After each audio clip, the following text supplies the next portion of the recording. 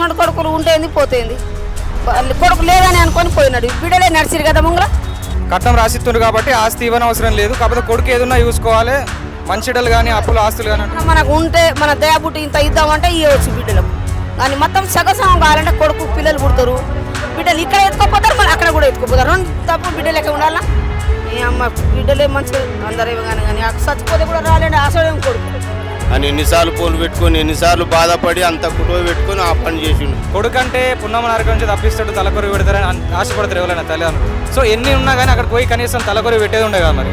ఇప్పుడు ఏమంటారు సారు అలిని తప్పితే 6 పిల్లల తల్లినే నిడిచిపెట్టచ్చు అని సామెత ఉంది.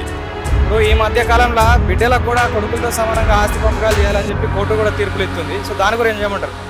కోర్టు ఎందుకు తీర్పిస్తుంది సార్ అట్లా బిడ్డ సమానం ఎట్లా పోతుంది కొడుకు అన్నప్పుడు కొడుకే ఉండాలి బిడ్డకి కట్నం ఇచ్చి అలా కొడతారు మళ్ళీ బిడ్డ బాగానే పోకూడదు కదా అట్లా ఇప్పుడు ఈ తండ్రి కూడా ఆ కొడుకు చెప్పకుండా ఎంతో కొంత ఆస్తి ఇచ్చిండు అని చెప్పేసి ఆయన ఒక కోపంతో ఉన్నాడు. తండ్రి కూడా తప్పంటారు ఎంతో కొంత తప్పే